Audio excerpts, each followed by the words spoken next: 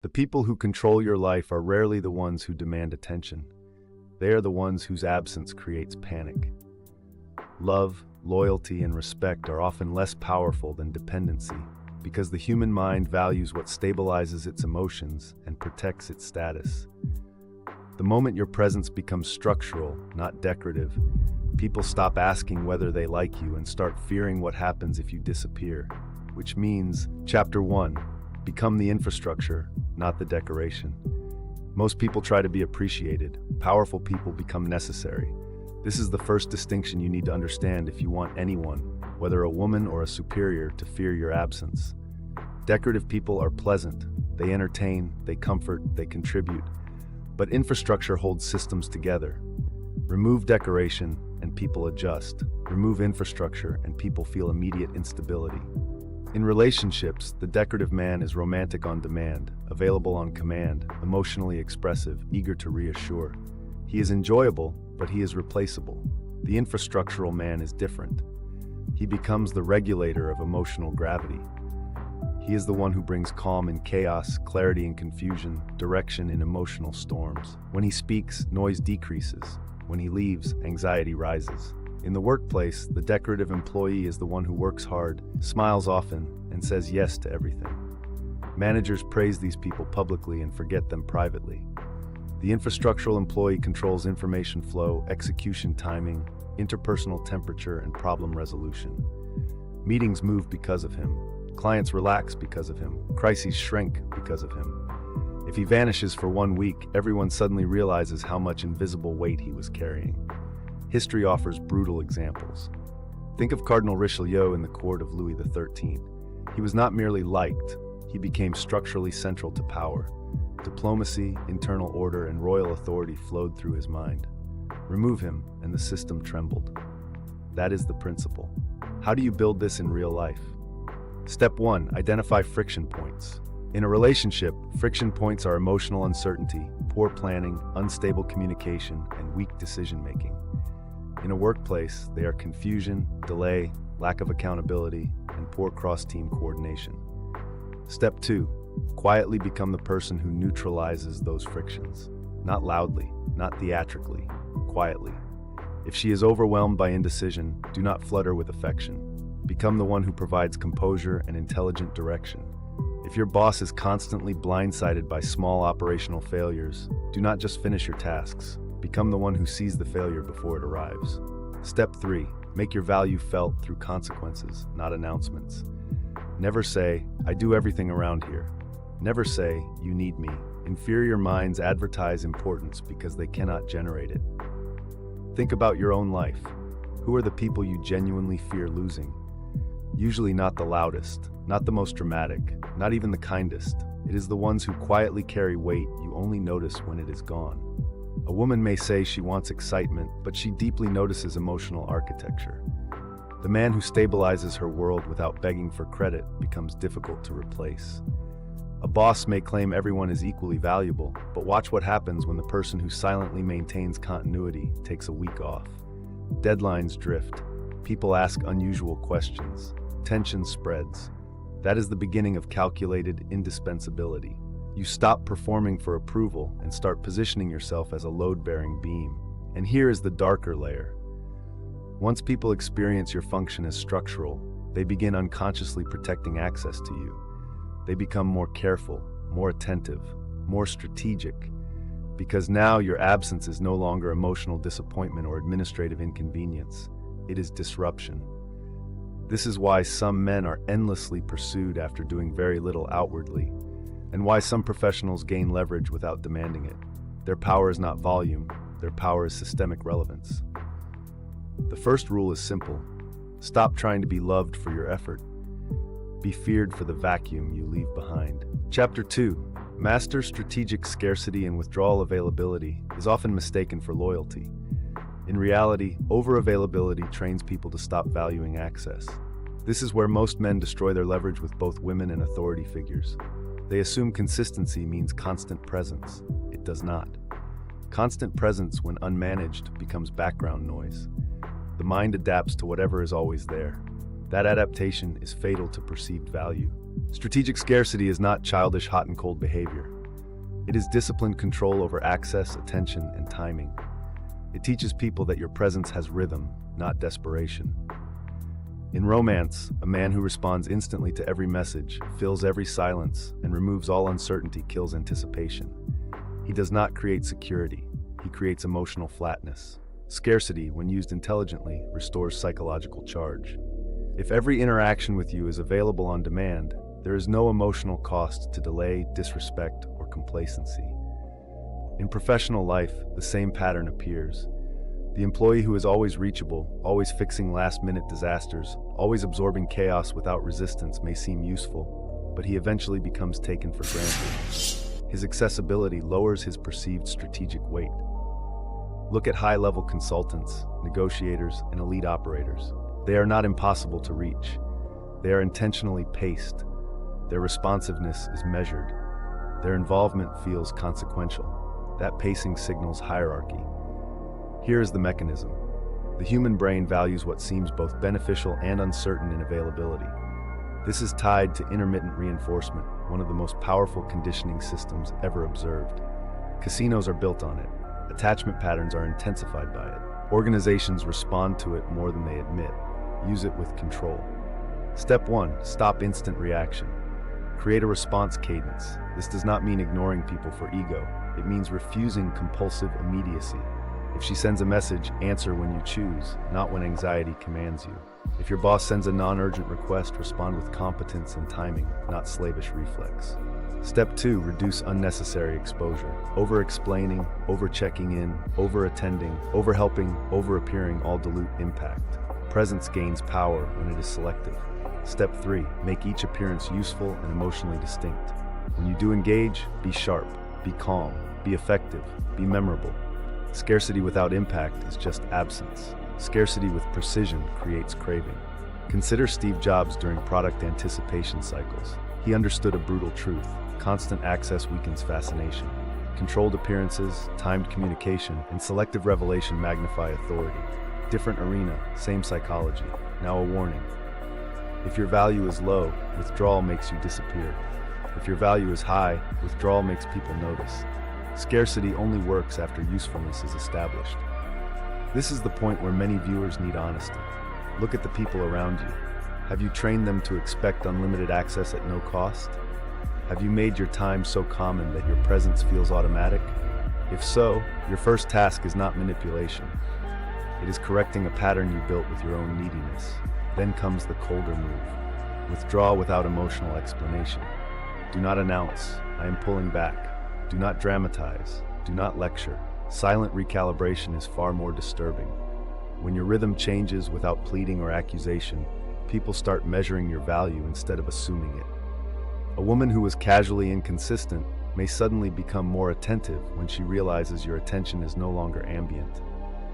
A boss who treated you as permanently available may suddenly become more respectful when your time begins to feel scheduled, structured, and finite. Scarcity alters perception because it forces evaluation. And evaluation is where fear of absence begins. People do not fear losing what they can summon at will. They fear losing what mattered more than they understood. Chapter 3. Build a phantom presence. True power is not just being noticed when you enter. It is being felt when you are not there. This is phantom presence, the ability to shape mood, choices, and behavior in your absence. It is one of the darkest forms of social influence because it means your psychological imprint remains active without your physical participation. In romance, phantom presence happens when your standards, habits, emotional tone, and previous reactions begin guiding her behavior even when you are absent. She edits what she says because she knows what you tolerate. She measures a new man against your composure, your mystery, your command of self. You are no longer merely a person in her phone. You are a reference point in her nervous system. In the workplace, phantom presence emerges when your methods continue organizing behavior after you leave the room. The team adopts your structure. Meetings follow your language. Problems are escalated according to standards you set. Your boss asks, "What would he usually do here?" That question is power. Niccolò Machiavelli understood that rulers survive not just by visible force, but by lasting impressions that discipline people in advance. The most effective authority is internalized. Once people absorb your frame, they begin policing themselves. How do you create phantom presence? Step 1. Establish standards through repetition. Never reward disrespect one day and punish it the next. Never accept chaos casually if you claim to value order. Your reactions must be consistent enough that people can predict your boundaries. Step 2. Tie your presence to emotional consequences. If your presence consistently brings clarity, relief, progress, or elevated standards, people begin associating you with psychological order. When you are absent, the contrast becomes obvious. Step 3. Leave signatures. In relationships, this can be a style of thinking, a phrase, a ritual, an expectation of depth, a refusal to tolerate pettiness. In work, it may be a system, document structure, communication method, or decision process that clearly bears your imprint. Think about your own life again. There are rooms where one person does not need to be present for everyone to feel them. A father with strict standards. A former lover with unforgettable control. A manager whose discipline still shapes the department years after departure. That is phantom presence. One corporate example is Toyota's production philosophy. Long after individual architects leave the floor, the system continues to shape decisions, behavior, and quality. The mind behind the method becomes institutionalized. On a smaller scale, this is what you must do socially. There is also a seduction dimension. The most unforgettable people do not rely on constant contact. They create psychological residues, a specific look, a standard of conversation, a rhythm of tension and calm, a way of making ordinary interactions feel sharpened. When they step back, the residue lingers. That residue becomes comparison. Comparison becomes dissatisfaction with lesser experiences, and dissatisfaction creates longing. This is not fantasy, it is conditioning. If she begins asking herself whether others make her feel as centered, challenged, or seen as you did, your phantom presence is operating. If your boss begins noticing that decisions feel slower, people less accountable, and meetings less coherent when you are absent, your phantom presence is operating. The goal is not to be liked. The goal is to become the standard that exposes decline when removed. Chapter 4. Control contrast, not emotion. Amateurs try to control people directly. Professionals control contrast. This is one of the most misunderstood laws of influence. You do not need to force fear, affection, or respect into another person. You create conditions in which your absence produces a harsher emotional or operational environment than your presence. Once that contrast is felt repeatedly, people begin clinging to the state you provide. In a relationship, this means your presence should correlate with reduced confusion, elevated standards, sharpened attention, and emotional steadiness. Not endless validation, not theatrical romance, steadiness. If her life around you feels more coherent, more focused, more disciplined, then your absence naturally intensifies whatever chaos already existed. She does not fear your absence because you threatened her. She fears it because without you, the emotional weather worsens. In the workplace, your presence should correlate with smoother execution, fewer errors, stronger communication, and better morale under pressure. This is how top operators become quietly untouchable. They do not demand importance. Their environment testifies to it. A historical parallel can be found in Winston Churchill during World War II. Whatever one thinks of his broader legacy, there is no denying his wartime value in contrast management. His voice, rhetoric, and psychological steadiness created a felt difference in national morale. In dark periods, contrast is power. Now apply that in granular form. Step 1. Identify what degrades when you are not involved. Is it emotional tone, decision quality, timing, structure, confidence? You need measurable contrast. Step 2. Increase your positive signature in those exact areas. If your boss struggles with team drift, become the person who brings alignment. If she lives in emotional inconsistency, become the person whose interactions carry calm, challenge, and exactness. Step 3. Never rescue too often. This is critical. If you constantly save collapsing systems, people enjoy your benefit without confronting the cost of your absence. Let some consequences become visible. Let the meeting run poorly once without your correction. Let her feel the dullness of low-quality attention elsewhere. Contrast must be experienced, not explained.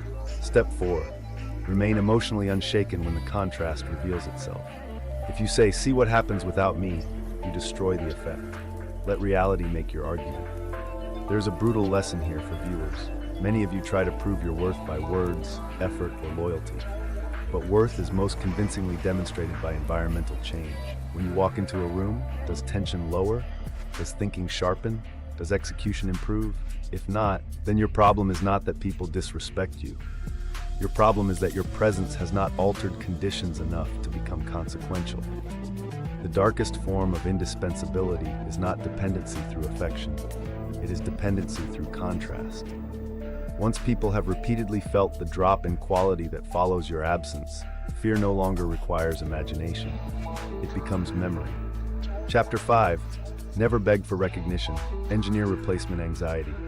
There is a moment in every power struggle when the weaker person asks to be valued and the stronger person simply changes the terms. You must become the second person. Replacement anxiety is the silent fear that what you provide cannot be easily duplicated. This fear can exist in love, in status hierarchies, and in institutions. It is one of the deepest drivers of human behavior because people are constantly calculating risk, even when they call it emotion. In romance, replacement anxiety is not created by jealousy games or obvious triangulation. Those are cheap tools used by insecure minds. Real replacement anxiety emerges when your combination of traits feels unusually coherent. Discipline without clinginess, warmth without submission, mystery without dishonesty, standards without drama. The question in her mind becomes uncomfortable. If I lose this, can I truly find it again? In professional life, replacement anxiety appears when your boss realizes that your role is not merely a checklist. It is judgment, prioritization, memory, political intuition, reliability under pressure. Anyone can inherit tasks. Very few can inherit calibrated judgment. Consider how difficult it is to replace elite military field commanders, top litigators, or exceptional chiefs of staff.